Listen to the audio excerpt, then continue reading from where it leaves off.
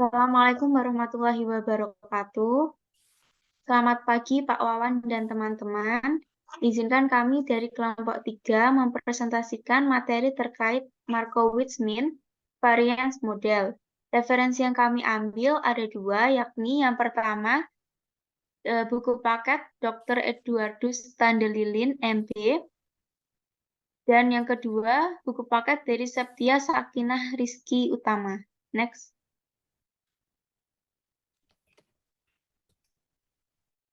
Next. Sebelumnya, izinkan saya memperkenalkan anggota kelompok saya. Yang pertama ada Intan Hamilatul dengan NPM 08, lalu ada Astia Kinasih dengan NPM 13, lalu ada saya, Salsa Ratna dengan NPM 15, dan terakhir ada Virnia Sari dengan NPM 17. Next. Untuk materi estimasi return dan risiko sekuritas akan dipresentasikan oleh Intan. Terima kasih.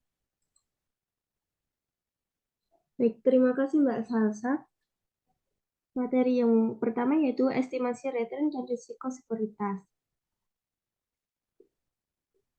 Return investasi hanya bisa diperkirakan melalui pengestimasian.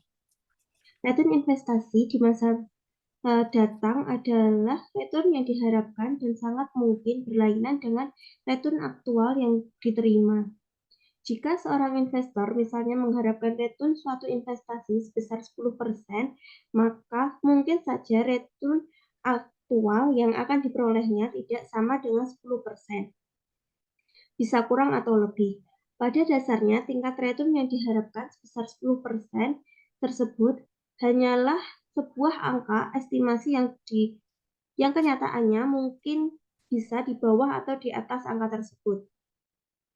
Di samping mengestimasi return yang diharapkan dari suatu sekuritas, kita juga perlu menghitung berapa besarnya risiko yang terkait dengan investasi pada sekuritas bersangkutan. Risiko sebagai sisi lain dari return mungkin kemungkinan penyimpangan antara return yang diharapkan dari return aktual yang diperoleh.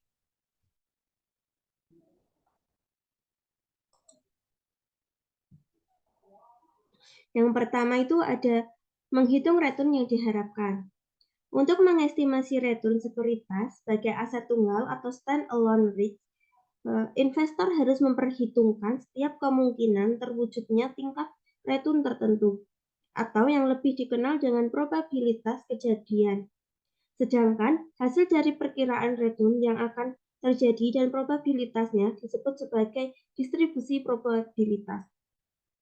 Dengan kata lain, distribusi probabilitas menunjukkan spesifikasi berapa tingkat return yang akan diperoleh dan berapa probabilitas terjadinya return tersebut. Estimasi return suatu sekuritas dilakukan dengan menghitung return yang diharapkan atas sekuritas tersebut. Perhitungan return yang diharapkan bisa dilakukan dengan menghitung rata-rata dari semua return yang mungkin terjadi. Dan setiap return yang mungkin terjadi terlebih dahulu sudah dibobot berdasarkan probabilitas kejadiannya. Secara matematis, rumus untuk menghitung return yang diharapkan dari suatu sekuritas bisa dituliskan dalam persamaan berikut ini, yaitu E kali R, yaitu sigma NI sama dengan 1 RI PRI, di mana E kali R yaitu return yang diharapkan dari suatu sekuritas, RI yaitu return ke I yang mungkin terjadi, PRI yaitu probabilitas kejadian return ke I, dan N adalah banyaknya return yang mungkin terjadi. Pada halaman 52 pada tabel 41, yaitu contoh perhitungan return yang diharapkan dari suatu sekuritas ABC berdasarkan skenario kondisi ekonomi. Ya, kondisi ekonomi pada kuat mengalami probabilitas 0,30 dan return sebesar 0,20. Pada kondisi ekonomi sedang, probabilitas sebesar 0,40 dan returnnya sebesar 0,15. Kondisi ekonomi resesi, probabilitasnya yaitu 0,30 dan returnnya sebesar 0,10. Perhitungan yang diharapkan dari sekuritas ABC tersebut yaitu dengan cara E kali R, sigma NI sama dengan I, RI, PRI. Di mana 0,30 dikali 0,20 ditambah 0,40 dikali 0,15 ditambah 0,30 dikali 0,10 yaitu 0,15 atau 15%. Di samping cara perhitungan yang sudah dijelaskan tadi, perhitungan return juga bisa dilakukan dengan dua cara, yang dikenal sebagai perhitungan rata-rata arithmetic atau arithmetic means dan rata-rata geometrik atau geometric means. Kedua metode perhitungan ini sesuai untuk menghitung suatu rangkaian aliran return dalam suatu periode tertentu. Misalnya return suatu aset selama 5 atau 10 tahun berturut-turut. Yang pertama yaitu metode arithmetic mean, di mana metode perhitungan statistik yang biasa dipakai untuk menghitung nilai rata-rata dan diberi simbol X bar secara matematis. Rumus arithmetic mean dituliskan sebagai berikut, yaitu X bar sama dengan sigma X bagi N, di mana sigma X adalah penjumlahan nilai return selama suatu periode dan N adalah total jumlah nilai N. Pada halaman 52 tabel 4.2 yaitu ada sebuah contoh suatu aset ABC selama 5 tahun memberikan return berturut-turut, di mana dari tahun 1995 sampai pada tahun 1999. Perhitungan return berdasarkan metode arithmetic mean yaitu X bar sama dengan sigma X bagi N. X bar sama dengan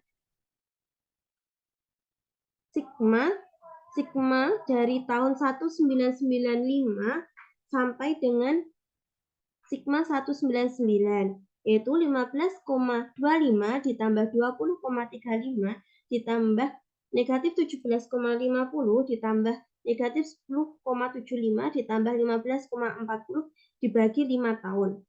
X bar sama dengan 22,75 dibagi 5 tahun, yaitu 4,55%. Hasil perhitungan metode arithmetic mean di atas adalah nilai rata-rata return selama 5 tahun. Namun metode arithmetic mean kadangkala bisa menyesatkan, terutama jika pola distribusi return selama suatu periode mengalami persentase perubahan yang sangat fluktuatif. Oleh karena itu, ada suatu metode lain yang disebut dengan metode geometric mean, di mana metode geometric mean yaitu perhitungan yang bersifat pelipat gandaan dari aliran return selama periode tertentu.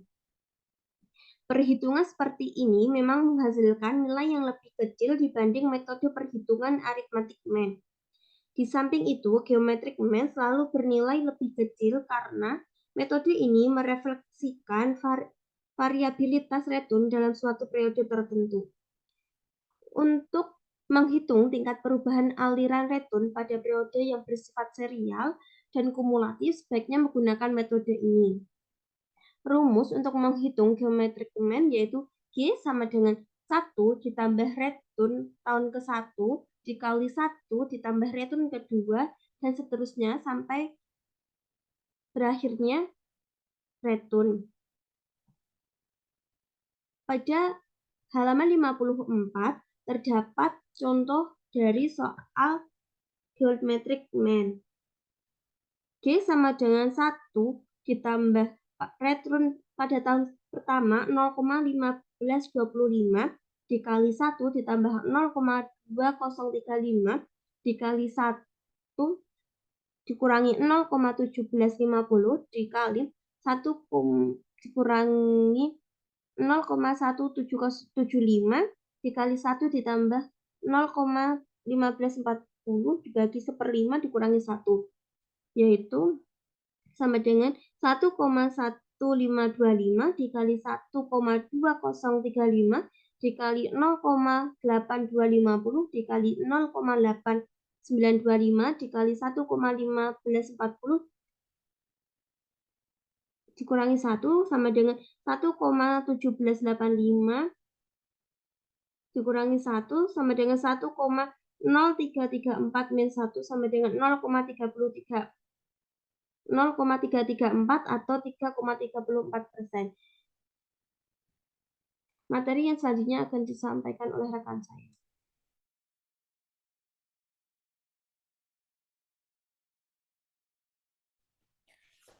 Baik, materi yang selanjutnya yaitu menghitung risiko.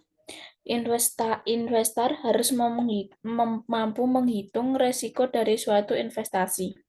Untuk menghitung besarnya risiko total yang dikaitkan dengan return yang diharapkan dari suatu investasi, bisa kita lakukan dengan menghitung varians dan standar deviasi return investasi bersangkutan. Varians maupun standar deviasi merupakan ukuran besarnya penyebaran distribusi probabilitas yang menunjukkan seberapa besar penyebaran varian random di antara rata-ratanya. Semakin besar penyebarannya, semakin besar varian atau standar deviasi investasi tersebut. Untuk menghitung varian maupun standar deviasi merupakan akar kuadrat varian.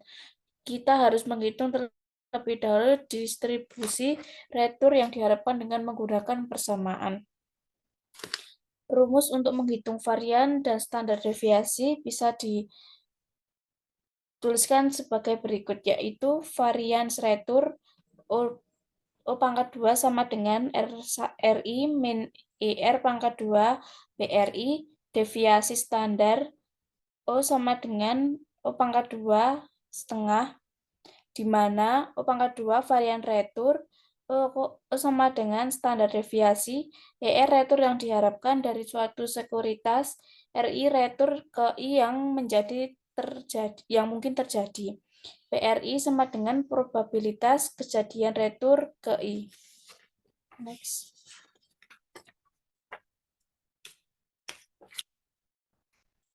Selanjutnya yaitu diversifikasi. Untuk menurunkan risiko portofolio, investor melakukan diversifikasi dalam pernyataan tersebut bisa bermakna bahwa investor perlu membentuk portofolio sedemikian rupa hingga risiko dapat diminimalkan tanpa mengurangi return yang diharapkan. Mengurangi risiko tanpa mengurangi return adalah tujuan investor dalam berinvestasi, tapi bagaimana investor tersebut bisa dilakukan? Next.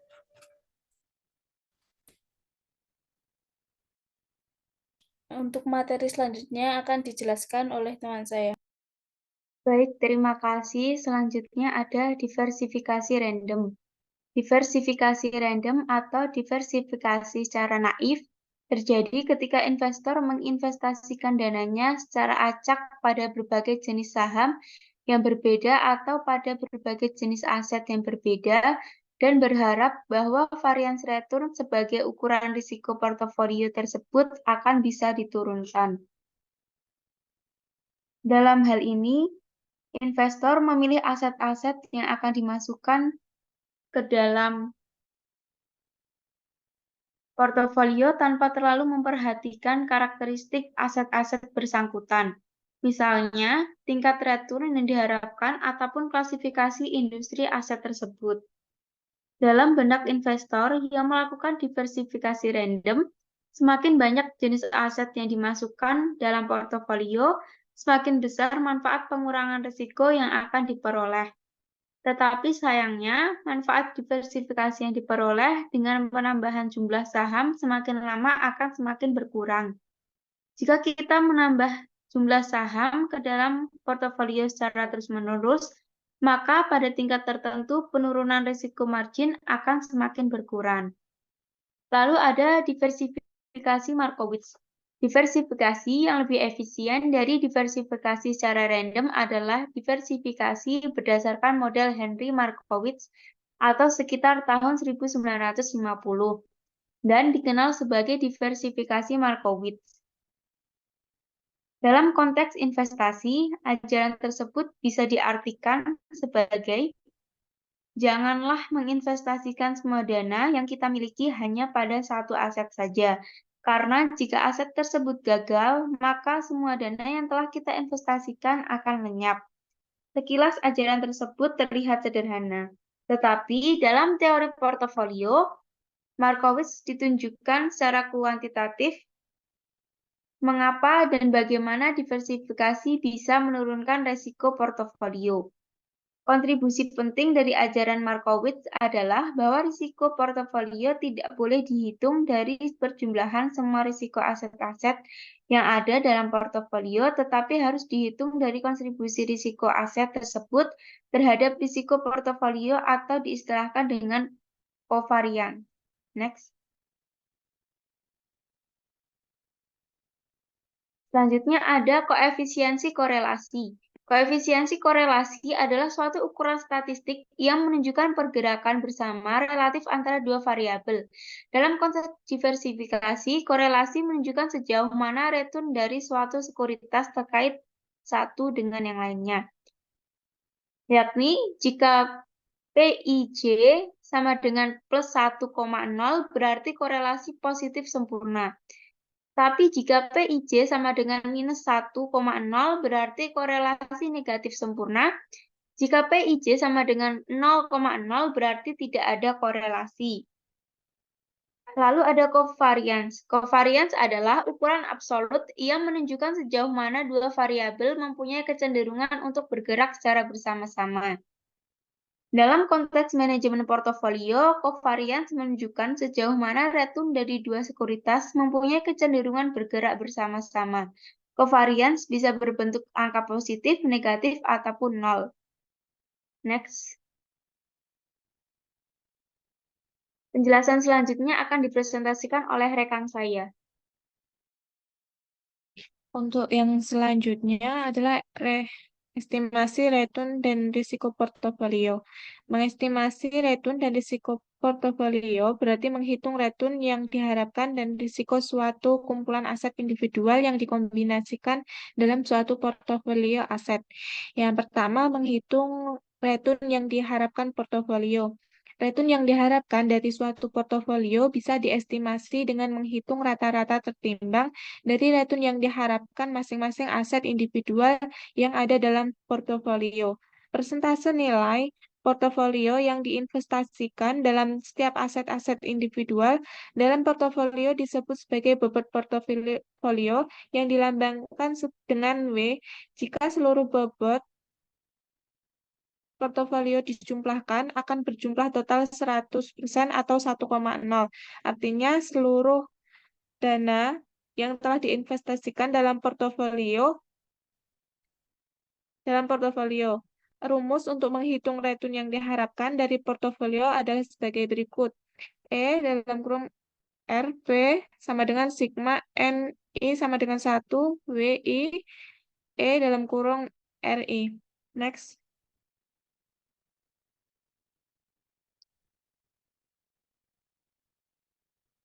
Yang kedua, ada menghitung resiko portofolio. Menghitung portofolio tidak sama dengan menghitung return portofolio karena resiko portofolio bukan merupakan rata-rata tertimbang resiko masing-masing sekuritas individual dalam portofolio.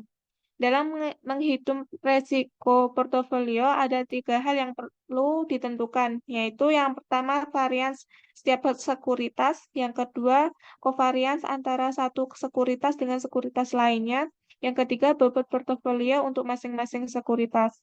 Lalu ada kasus dua sekuritas. Untuk mengukur resiko portofolio yang terdiri dari dua sekuritas, kita bisa menghitung standar deviasi return kedua sekuritas tersebut. Secara matematis, rumus yang dipakai adalah sebagai berikut.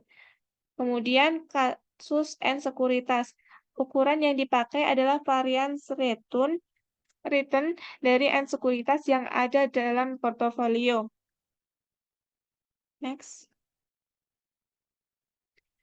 Model portofolio Markowitz memang bisa membantu kita untuk menghitung return yang diharapkan dan risiko portofolio. Tetapi model tersebut memerlukan perhitungan dengan menggunakan covariance yang terlalu kompleks, terutama jika kita dihadapkan pada jumlah sekuritas atau N yang banyak. Kita harus menghitung N dalam kurung N-1/2 covariance untuk N sekuritas. Artinya, ketika kita menghitung 100 dalam kurung 100 kurangi 1/2 atau 4.950 covariance untuk 100 buah saham. Next.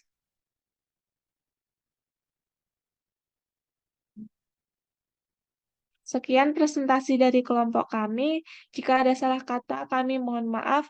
Wassalamualaikum warahmatullahi wabarakatuh.